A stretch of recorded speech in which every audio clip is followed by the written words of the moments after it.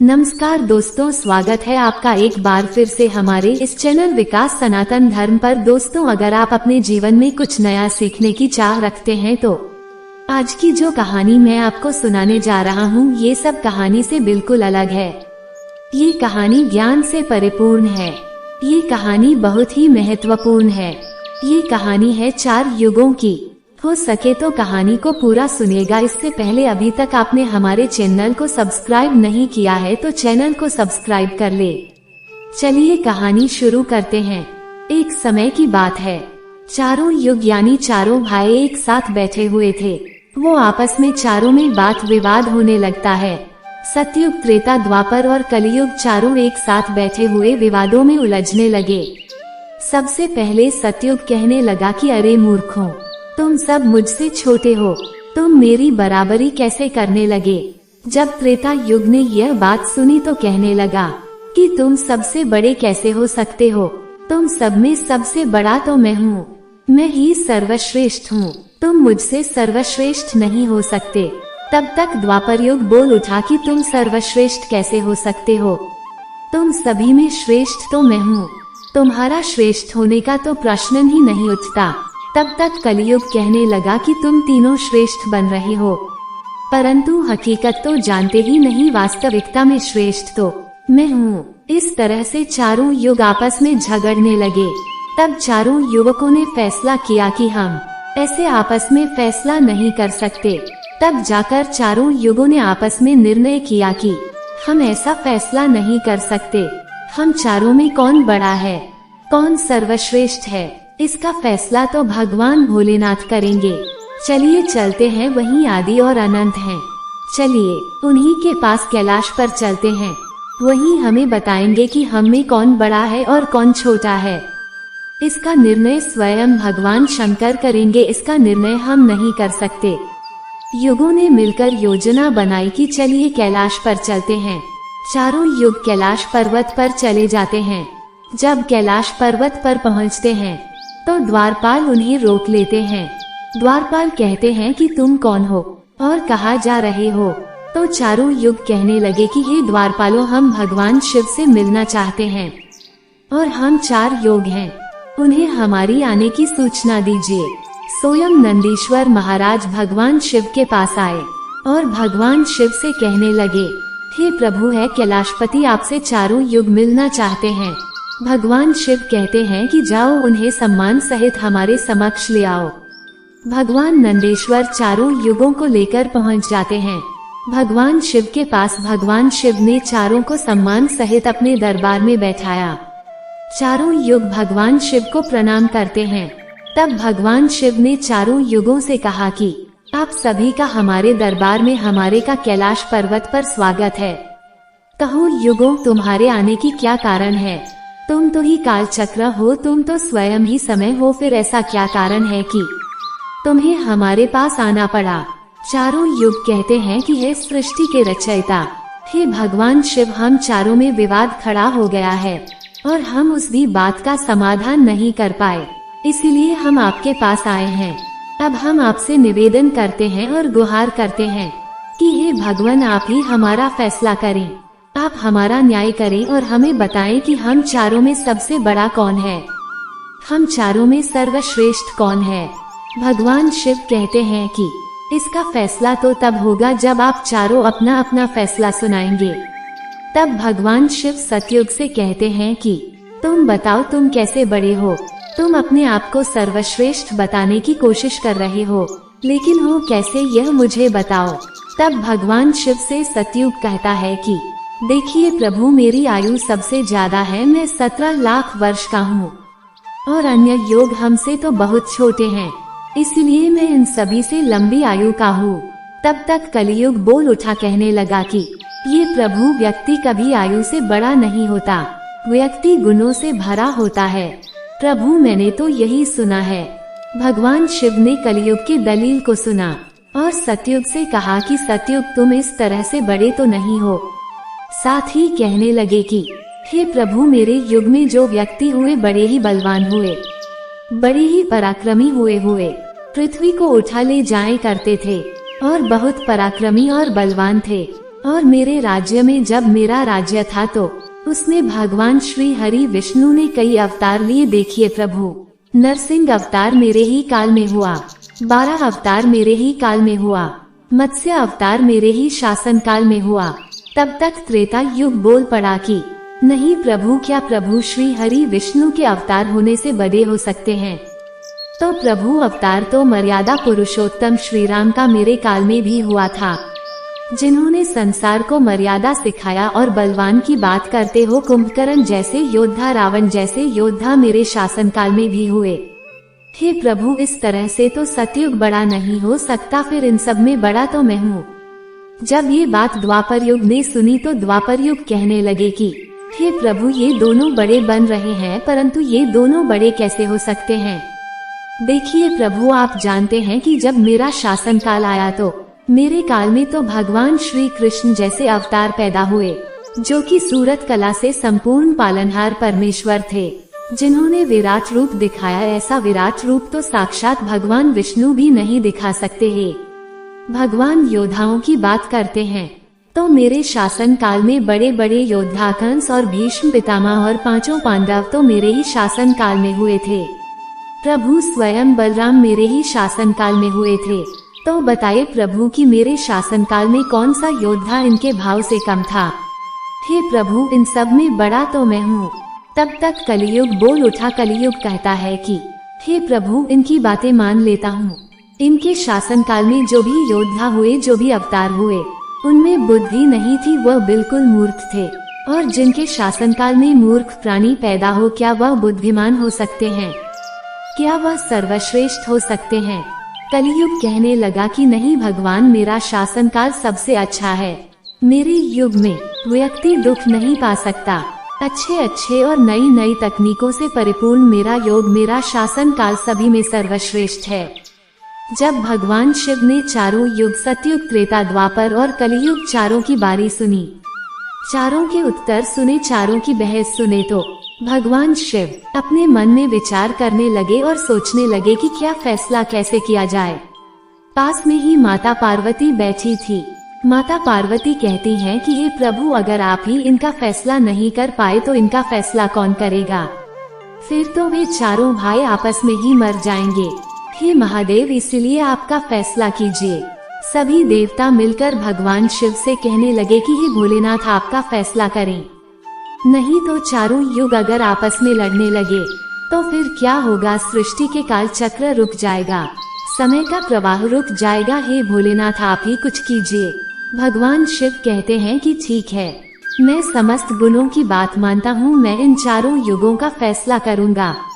भगवान शिव ने चारों युगों से कहा कि चलो ठीक है, मैं तुम चारों की परीक्षण होगा, और जो परीक्षा में सफल हुआ वही सबसे बड़ा होगा। सतयुग बोल उठा कि हे भगवान, आप जो चाहे वह परीक्षा ले लीजिए, सब में बड़ा तो मैं ही रहूँगा। कलियुग कहता है कि हे प्रभु, हम भी परीक्षा देने के लिए तैयार हैं, आप तो बस परीक्षा लीजिए। चारों युग परीक्षा देने के लिए तैयार हो जाते हैं। भगवान शिव ने 100 टन वजन का एक परसा लिया, लोहे का परसा, और कैलाश पर्वत के नीचे एक तलहटी में रख दिया, और उस परसा के पास में ही एक चावल का ढेर लगा दिया। भगवान शिव चारों युगों को बुलाया और कहा कि तुम चारों ये देख रहे हो, तुम्हारी परीक्षा अभी हो जाएगी। भगवान शिव सतयुग से कहते हैं कि मेरे 500 गण यहाँ बैठे हैं और इस परसा में रखे हुए चावल को बनाना है। इन चावलों को तुम्हारे युग का व्यक्ति ही बनाएगा, और मेरे यहाँ जितने गण है वो सब भोजन करेंगे। भगवान शिव कहते हैं कि है सतयुग, तुम तुम्हारे युग का व्यक्ति बुलाओ और उसे भोजन बनाने के लिए भेज दो, और हम सभी लोग यहाँ खड़े होकर देख रहे हैं।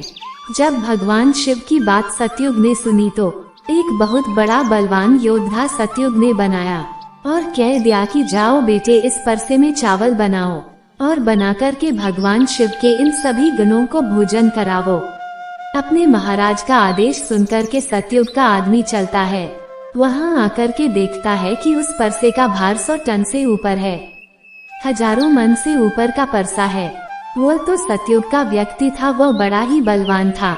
उसने एक बहुत बड़ी भट्ठी खोदी और भट्ठी खोदने के बाद पेड़ों को तोड़ कर के लाया और उसने अग्नि जलाई। अग्नि जलाने के बाद परसे को एक हाथ से उठाया और उठाकर के भट्ठी पर रख दिया, और चावल उठाया और परसे में डाल दिया, पानी डाल दिया और चावल बना डाला। जब बहुत विशाल परसे में चावल बन गए तो उस व्यक्ति ने, जो सतयुग का था, समस्त गणों को बैठाया, पत्तल दिया और चावलों से भोजन करा दिया। उसने अपना कार्य पूरा करके अपने मालिक सतयुग के पास आया और कहने लगा कि हे प्रभु, मैं जा रहा हूँ, अब मेरा काम हो गया है। भगवान शिव और अन्य लोग देख रहे थे। त्रेता युग से कहते हैं कि हे त्रेता, अब तुम अपने युग के व्यक्ति को बुलाओ और यह परसा जो रखा हुआ है इसे मैं अपनी माया से हटा देता हूँ और दूसरा इसी के समान परसा बना देता हूँ। अब तुम अपने युग के व्यक्ति से चावल को बनवाओ और मेरे 500 घरों को भोजन करवाएं।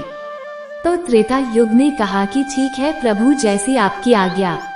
तो त्रेता युग ने भी अपना एक महान योद्धा कुंभकर्ण जैसा बलवान परघट किया और उसको आदेश दिया कि जो तलहटी में नीचे हजारों का परसा रखा हुआ है, इसमें हजारों मन परसा में जो चावल रखा है उसे बनाना है, पकाना है, और जब चावल पककर तैयार हो जाए तो इन 5 गणों को खाना खिलाना है। त्रेता युग का व्यक्ति भी बड़ा ही बलवान था। वह चलता है उस परसे के पास आया, पास में ही एक भट्ठी खोदी और परसा को दोनों हाथों से ताकत लगाए और उठाकर के भट्ठी पर रख दिया और परसा रखने के बाद अग्नि जलाए और अग्नि जलाकर उसमें चावल डाला, पानी डाला, चावल पककर तैयार हो गया। उस त्रेता युग के व्यक्ति ने उस पर से चावल निकाला और निकालकर के जितने भी भगवान शिव के गढ़ थे उन सबको खाना खिलाया और भोजन करने के बाद सभी गढ़ वापस कैलाश पर्वत पर आ गए। भगवान शिव ने फिर अपनी शक्ति से उस परसे को समाप्त कर दिया। भगवान शिव उस द्वापर युग से कहते हैं कि द्वापर, ये दोनों युग अपनी अपनी परीक्षा दे चुके हैं, अब तुम्हारी बारी है। देखिए कितना ही बड़ा परसा उस तलहटी में तुम्हें दिखाई दे रहा है और हजारों मन चावल रखे हुए हैं और तुम्हें मेरे 1500 गणों को भोजन कराना है। द्वापर युग कहने लगा कि ठीक है प्रभु, आपकी जैसी इच्छा, मैं पूरा प्रयत्न करूंगा कि मेरे युग का जो व्यक्ति है आपके सभी गणों को खाना खिला सके। द्वापर युग ने भी एक भीम जैसे अवतार, बड़ा ही ताकतवर बलवान व्यक्ति को बनाकर के खड़ा कर डाला और उसे कहा कि जाइए, देखिए तलहटी में परसा रखा हुआ है, वहाँ रखे परसे में चावल को बनाना है और बनाकर इन सभी गणों को भोजन कराना है। वो व्यक्ति अपने प्रभु से कहता है कि ठीक है प्रभु, जैसी आपकी आज्ञा। द्वापर युग का व्यक्ति चलता है। उसने देखा कि परसा तो कुछ आकार में बड़ा है, उठाने में ताकत लगानी पड़ेगी, परंतु उसने भट्ठी खोदी और लकड़ियों की व्यवस्था की और उस परसे को दोनों हाथों से उठाया और परसे को अपना पूरा दम लगाकर दोनों हाथों से उठाया। क्योंकि उसे सतयुग और त्रेता युग के व्यक्ति उठा सकते थे तो उसे बहुत ताकत लगानी पड़ी। पूरी ताकत लगा के उसने उस परसे को उठाया और उठाकर के जैसे तैसे खींच कर उसे भट्ठी पर रख दिया। नीचे आग लगाई, उसमें चावल डाल दिए और जब चावल पक गए तो वहीं पर उसने भगवान शिव की सभी गणों को भोजन कराया। खाना खिलाने के बाद वह द्वापर युग का व्यक्ति अपने मालिक के पास आता है और कहता है कि प्रभु, मैंने अपना काम कर दिया। द्वापर युग ने उसकी पीठ थपथपाई और कहा, शाबाश बेटे, अब तुम जा सकते हो। आप भगवान शिव कहते हैं कि है कलयुग, अब तुम्हारी बारी है। परसा तुम देख रहे हो, उसका वजन कम नहीं होगा, उसका वजन उतना ही रहेगा, हजारों टन। लेकिन अब तुम्हें परीक्षा देनी है। तुम मानने को तैयार नहीं थे कि तुम सबसे छोटे हो, लेकिन तुमने तो माना नहीं। तुम्हारे आदमी की आयु भी मात्र 100 वर्ष है, जबकि अन्य युगों की सबसे अधिक होती है। सतयुग की आयु 1,00,000 वर्ष होती है, त्रेता युग में 10,000 वर्ष होती थी और द्वापर युग में 1,000 वर्ष होती थी और कलयुग तुम्हारे शासनकाल में तो मात्र 100 वर्ष ही है। तुम्हारा आदमी भी छोटा है। जब भगवान शिव की बातें कलयुग ने सुनी तो कलयुग कहता है कि प्रभु ठीक है, मैं आपकी बात मानता हूँ, लेकिन अब पहले ही मुझे इस तरीके से हताश मत कीजिए। प्रभु आप तो एक न्याय करता है, आप तो एक जज हैं, सबको मौका दिया जाए परीक्षा के लिए। आप मुझे भी परीक्षा देने का मौका दीजिए। हम भी परीक्षा देकर देखेंगे, यदि हमसे नहीं हो पाया तब जाकर हम मानेंगे। भगवान शिव कहते हैं ठीक है, तुम अपना आदमी बुला लो। फिर भगवान शिव कहते हैं कि परसा देख रहे हो 1000 टन का है, वहाँ चावल रखा है, ये 1000 किलो है और इसमें इतने सारे चावल रखे हुए हैं, तुम्हारा व्यक्ति क्या करेगा? कलियुग कहता है कि ठीक है प्रभु, आप मेरा तमाशा तो देखिए। तीनों युग हंसने लगे। भगवान शिव भी उसकी बातों को सुनकर अचंभित थे। भगवान शिव सोच रहे थे कि क्या कलियुग का व्यक्ति इतने 1000 किलो टन का परसे को उठा पाएगा। कलियुग ने बड़ा ही बुद्धिमान व्यक्ति को पैदा किया। वह बड़ा ही चालाक व्यक्ति था, बहुत ज्यादा सोचने वाला व्यक्ति था। सभी गुणों से संपन्न व्यक्ति को कलियुग ने पैदा किया और पैदा करके व्यक्ति से कहा कि बेटा, तुम्हें अपनी शक्ति दिखानी है, परीक्षा का समय है, यदि तुम इसमें असफल हो गए तो मैं सबसे छोटा हो जाऊंगा। वो व्यक्ति अपने महाराज से कहता है कि महाराज, इस एक परसे की बात करते हैं, आप ऐसे 1000 परसा यदि हमारे सामने हो तो भी कुछ भी नहीं है। जब उस व्यक्ति की बात तीनों युगों ने सुना तो हंसने लगे। कह रहे थे, छोटा सा व्यक्ति जिसकी लंबाई मात्र 3 हाथ, ये क्या करेगा, जबकि हमारे युगों की लंबाई तो बहुत हुआ करती थी। ये बात तो बिल्कुल सच है। सतयुग की लोगों की लंबाई के 16 हाथ थी और त्रेता युग के व्यक्ति की लंबाई स्वयं के 14 थी और द्वापर युग के व्यक्ति की लंबाई स्वयं के 7 हाथ थी और कलियुग के व्यक्ति की लंबाई स्वयं के 3.5 हाथ होती है। तीनों युग बड़ी जोर जोर से हंस रहे थे। कलियुग कहता है कि आप देखते रहिए, मैंने अपने लड़के को भेज दिया है। कलियुग का आदेश पाकर के कलियुग का व्यक्ति, तीव्र बुद्धि वाला व्यक्ति उस तलहटी में आया। तलहटी में आकर के उसने देखा कि परसा का वजन तो बड़ा है, किसी भी हाल में मैं इसे उठा नहीं पाऊंगा। तो उस व्यक्ति ने दिमाग लगाया, उस परसे के नीचे मिट्टी खोदना शुरू कर दिया। परसा तो उसने हिलाया भी नहीं, परसे के नीचे भट्ठी खोदकर तैयार कर दिया। लकड़ियों की व्यवस्था करने में उसे तो थोड़ा सा भी समय नहीं लगा, क्योंकि लकड़ियां वहीं रखी हुई थी। उसने लकड़ियों को उठा लिया और भट्ठी में आग जला दी।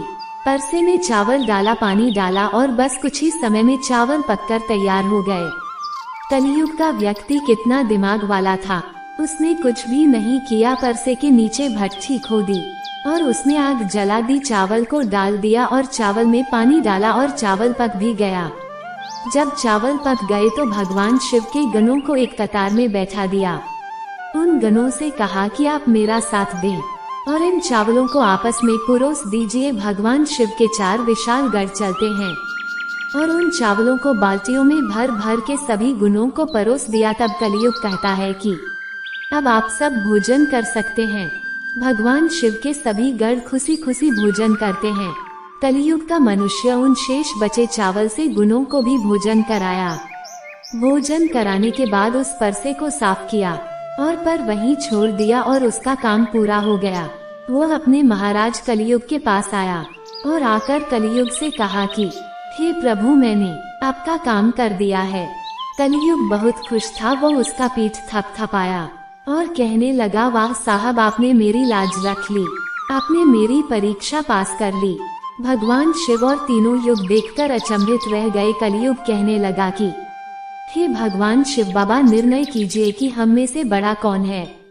भगवान शिव मन में विचार करने लगे और सोच करके जवाब दिया। भगवान शिव कहते हैं कि मैंने तुम चारों की परीक्षा देखी। जब सतयुग का व्यक्ति आया तो उसने अपनी ताकत लगाई और ताकत लगाकर परसे को उठाकर के अग्नि पर रख दिया और स्वयं ही मेरे सभी गणों को चावल परोसी। जब त्रेता की बारी आई तो उस व्यक्ति ने भी बिल्कुल ऐसा ही किया। परसे को उठाया, भट्ठी पर रखी, उसमें चावल दाल पानी डाला और उसे पकाया और सबको खिलाया। और इसी तरीके से द्वापर युग के व्यक्ति ने भी किया। परंतु तुम देखते नहीं कि मात्र 3.5 हाथ का व्यक्ति, इसकी बुद्धि देखिए कितना तीक्ष्ण, कितना विशाल परसा था, शायद उसे हिला भी नहीं सकता था। उसने उस परसे में चावल बना ली। मेरे इतने गढ़ थे कि अगर वो गलती से खाना अकेला परोसता तो शायद परेशान हो जाता। तो देखिए उसकी बुद्धि, उसने उनमें से ही 4 गनों अपनी सहायता के लिए बुलाया और 4 गनों ने भोजन परोसे और खुद भी बैठा रहा। ये तो बड़ा बुद्धिमान व्यक्ति हुआ, ये तो बड़ा ही बुद्धिमानी है। भगवान शिव कहते हैं कि कलयुग बड़ा ही बुद्धिमान व्यक्तियों का होगा। इसमें मशीनों का आविष्कार होगा, बड़े बड़े दिमागधारी होंगे। भगवान शिव कहते हैं कि तुम सब जैसा शासन करते आए हो, चलो ठीक है। तुम सत्य, धर्म और निष्ठा पर रहे हो, चलो ठीक है। लेकिन तुम्हारी युग के व्यक्तियों में बुद्धि का अभाव था। उन्होंने कभी अपनी बुद्धि का उपयोग नहीं किया। नहीं तो कुंभकर्ण, रावण, इनके जैसे महान योद्धा जिनको मारने के लिए स्वयं भगवान अवतार लेकर आए, और वे इतना मूर्ख थे, यह नहीं जान सके कि भगवान हैं, सृष्टि के रचनाकार हैं, और उनसे ही उठ किया और सभी के सभी मारे गए। कलयुग के व्यक्तियों को देखो, ये कितना बुद्धिमान है।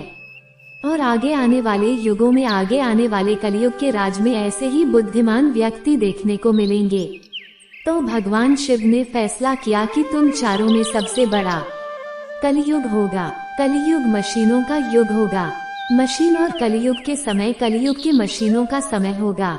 इस समय बड़े बड़े मशीनों का आविष्कार होगा, जो कि सतयुग, त्रेतायुग, द्वापर युग में नहीं हो पाएगा। भगवान शिव की बात सुनकर के वह चारों युग भगवान शिव की बात मान लेते हैं और चारों युग अपने अपने धाम को, अपने अपने संस्मरणों को और अपने अपने राज्यों को लौट जाते हैं। तो आपने देखा कि कैसे भगवान शिव ने चारों युगों का फैसला किया। हम आशा करते हैं कि आपको इस कहानी से बहुत कुछ सीखने को मिला होगा।